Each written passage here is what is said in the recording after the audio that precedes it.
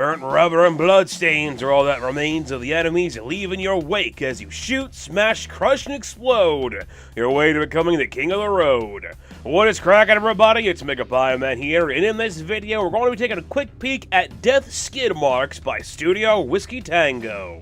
Let's see here. Ooh. Oh my. Studio Whiskey Tango went for a weird mix of mechanics when they were duct taping Death Skid Marks together, and they work well with each other for the most part. Half RPG, half roguelike, half strategy, and with a bit of Spy Hunter shoot 'em up thrown in the mix, you really got yourself a recipe for a unique game. In Death Skid Marks, you play as the cleverly named Mark Skid. Mark's a foul-mouthed, good-for-nothing, bent on tearing his way through Route 666, the most dangerous highway in the world, to see his favorite band play at a concert. Problem is, Route 666 is in a constant state of war, as gangs of all kinds claim it as their turf, and each one wants you dead. While this sets up a very simple goal of getting Mark to the concert, you don't actually have to do that. Throughout your journey, you can pick up hitchhikers as long as there's an open seat in your car. And while you can't really leave Mark behind, if he dies, it's not game over. Winning and losing is dependent upon the condition of your vehicle you're currently driving, and the game doesn't care who's at the wheel. Death Skid Marks is a roguelike game, meaning that every time you play, it's randomized as to what you come up against, and every time you die, you have to start from the beginning. These are some of the best and worst parts of the game. Studio Whiskey Tango didn't skimp out on the randomized content, as both the road you're driving on and the enemies you face on that road are randomized separately. Instead of the 1 versus a million cliche traditional shoot-em-ups go for, Death Skid Marks breaks fights up into more one-on-one duel sections, where each section gives you some different combination of road condition and enemy to have to deal with. While there are a good variety of enemies and vehicles to go up against, road conditions are very, very important because your car will actually react to them. You could be taking out rednecks in a blistering storm 1 minute and fighting Aryans while driving through a monster in the next. You never have to deal with too many enemy vehicles at one time due to how the combat is structured. Combat in Death Skid Marks focuses on individual crew members instead of your vehicle as a whole.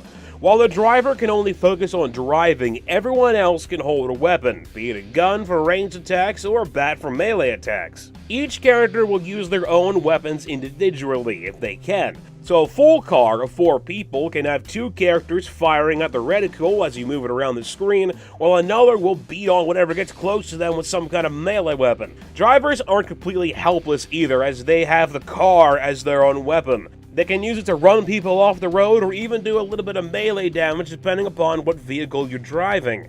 The main thing to keep in mind about how the combat works is that it works the same way for both you and them. Enemy vehicles can be filled with multiple people, each with their own weapons and aggressive driving patterns. This brings some strategy into the mix, as you can focus on killing individual passengers or focus on just blowing up the whole car, taking everyone out at once.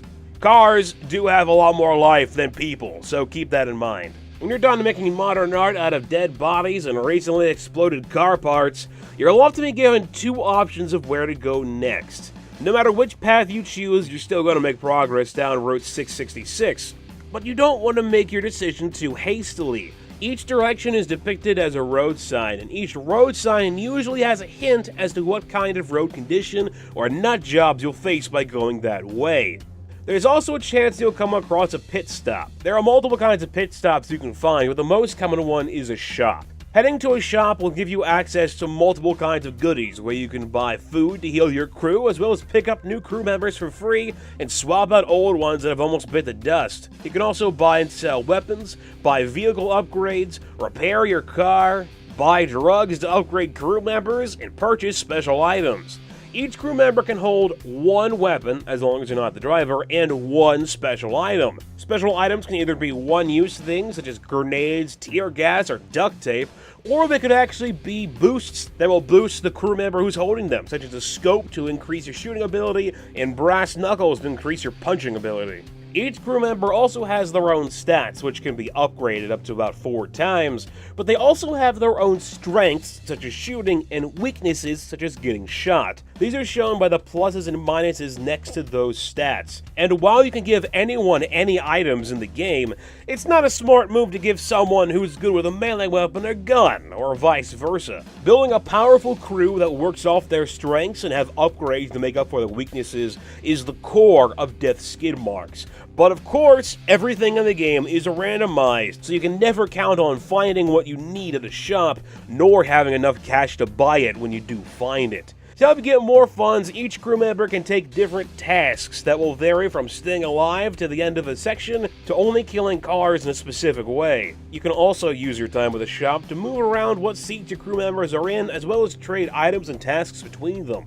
The biggest thing to keep in mind when building your crew is that different vehicles have different passenger limits. But even if you're doing well, you still want to stop by a shop. You see, the concert at the other end of Route 666 isn't free, and everyone who wants to see it needs to have a ticket. Tickets are rare to come by, and you can only usually find them one at a time. So you always got to keep your eye out, because each individual crew member has to have their own ticket. This means you always want to stop at a shop. If you're feeling a bit cocky and come across an upgrade station, you can upgrade your weapons as well as characters as long as you can pay the penalty. For upgrading weapons, you have to sacrifice other weapons, which means someone's going to go without something for the next section. And for upgrading characters, you have to leave them behind for a certain amount of sections before you get them back. Just like everything else, the upgrades are randomized, so there's no guarantee that what you get out of it is going to be worth the trouble. You can also find gambling pit stops where you can gamble for cash and buffs, but keep in mind you're playing with your crew members' lives each time you do. And both the slot machine and Russian roulette play for keeps.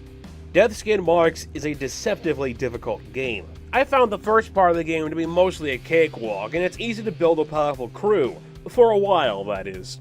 One of the factions out there is the most dangerous one than any police officer or religious extremist. These are the groupies. They are obsessed with keeping you from getting to the concert and act as the game's bosses and mini-bosses.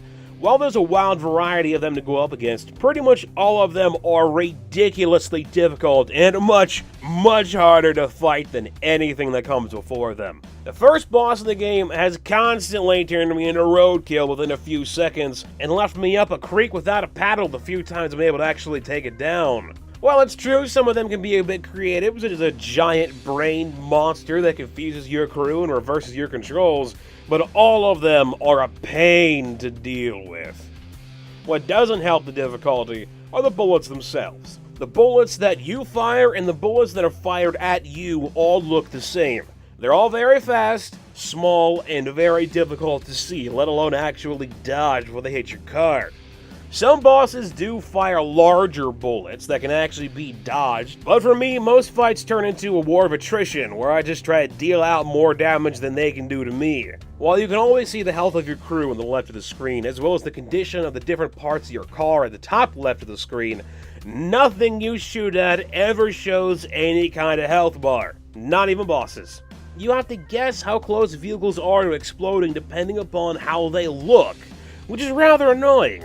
But dying a crap ton of times isn't the worst thing in the world, as Death Skid Marks allows you to cash in your casualties for bumper stickers. Each one of them does something fancy, such as letting you start with another character or unlocking a new game mode. But you gotta fill a lot of graves to use them, as they are very, very expensive, which means they're not all that reliable.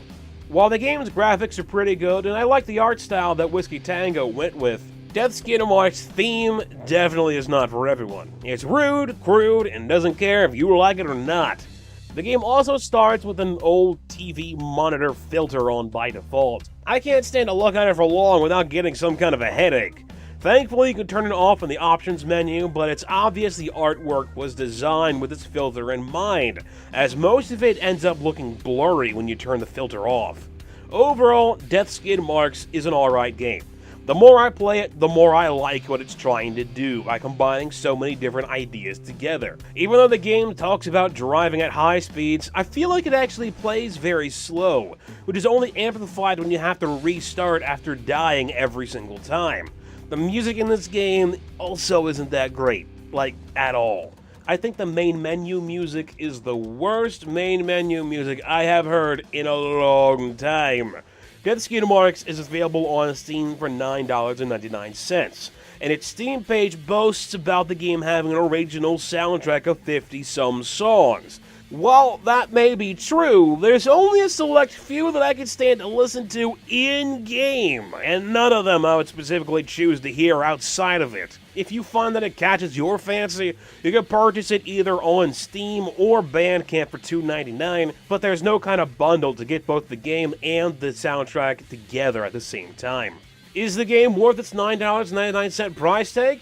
I would say yes. It offers unique gameplay, good artwork, and a lot of replayability with unlockable vehicles and game modes. If you're a fan of roguelike games, I'd say give it a shot. Just be careful it doesn't shoot back.